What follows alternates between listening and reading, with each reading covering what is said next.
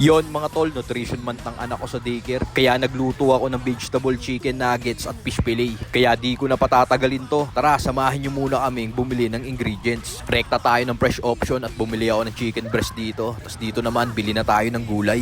Okay, kunin mo.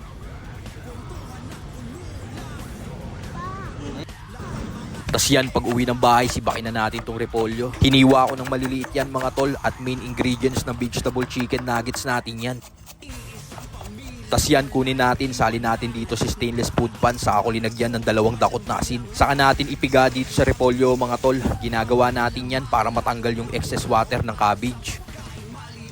Tapos yan, saka natin hugasan hanggang sa matanggal yung alat sa repolyo. Bali nakaapat na hugas din ako dyan mga tol. Taset-taset muna natin yan.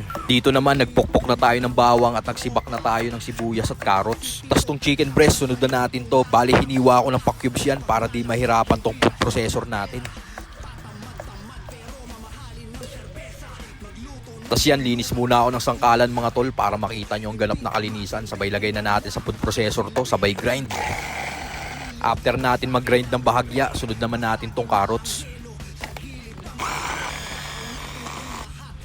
Tapos to, lagay na natin yung bawang at sibuyas mga tol, sabay grind uli. At ito na yung mixture natin mga tol, salin na natin dito sa stainless food pan. Tapos sunod na rin natin tong mabisa nating repolyong piniga.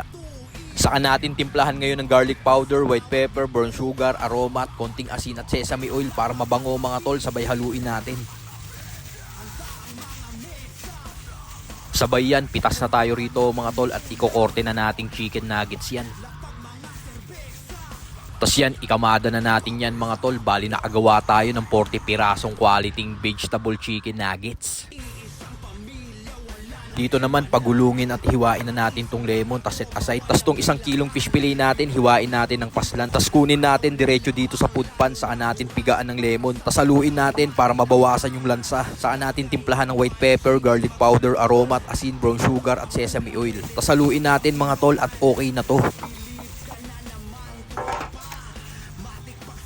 Dito naman gawa na tayo ng butter mix mga tol. 3 kutsarang all-purpose flour, 2 itlog, white pepper at asin. Saka ko tinubigan ng dahan-dahan. Tas yan, haluin lang natin hanggang sa makuha ko yung lapot na gusto ko. Tas yan, lagay na tayo ng breadcrumbs dito. Tas tong ating vegetable chicken nuggets, hulog na natin dito sa ating butter mix. Lub-lub lang natin ng bahagya yan mga tol. Tas balik natin dito sa breadcrumbs. Pagulungin lang natin sa breadcrumbs yan mga tol. At tapos na ako mag-breading ng ating mga vegetable chicken nuggets. Dito naman tayo sa ating fish fillet mga tol. Hinulog ko muna yan sa ating butter mix. Sabay hulog natin dito sa breadcrumbs. Eto na yung mga breaded fish fillet natin mga tol. Kaya ednis na tayo ng kalan. Lagay tayo ng bagong mantika. At nung uminit, hulog ko na itong mga vegetable chicken nuggets natin. Tapos dito naman naglagay na rin ako ng bagong mantika rito mga par. At nung uminit, hulog na rin natin itong mabibisa nating breaded fish fillet. Balik tayo dito sa piniprito kong vegetable chicken nuggets. Syempre, nung luto na siya, ahon na natin to. Tapos tong ating breaded fish fillet, ahon na rin natin to.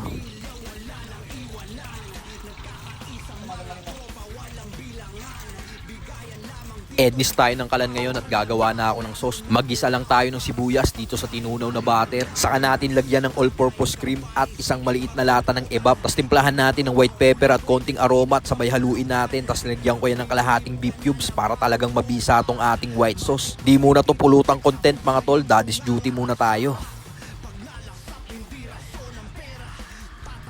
Tapos yan, salin na natin dito sa microwavable mga tol. Tingnan mo naman, napakasulido niyang white sauce ni Tito Otits na yan. Set aside muna natin to. Gawa naman tayo ngayon ng tonkatsu sauce. 2 pakete ng oyster sauce, tomato ketchup, tansyahan na lang, Lea and Perrins at honey. Sabay haluin natin, saka ko linagyan ng brown sugar. Tapos haluin uli natin hanggang sa ma-dissolve at okay na to. Gawa naman tayo ng mayo ketchup dressing mga tol. Paborito ng mga kids to. Syempre napaka-basic lang yan. Mayonnaise at ketchup lang yan. Tapos lagyan ko lang ng konting honey at paprika para mas mabisa yung lasa. Tapos sinalo ko lang maigi at okay na rin to. Testing naman tayo ng vegetable chicken nuggets mga par. Tingnan mo naman, purong-puro yan. Tapos to, lagay na natin dito sa plastic food pan tong breaded fish fillet natin. Tapos dito naman sa kabila tong mabibisa nating vegetable chicken nuggets na talaga namang puputok sa taste buds ng mga kids pag natikman nila to. At yun na nga mga tol, tapos na ako magluto ng pang nutrition man potluck namin ng anak ko. Nakagawa tayo ng breaded fish fillet at vegetable chicken nuggets. Sinamahan ko pa yan ng 3 klaseng dipping sauce. Nakagawa tayo ng white sauce, tongkat sauce at mayo ketchup. So paano mga tol? Tara! Panoorin nyo na to.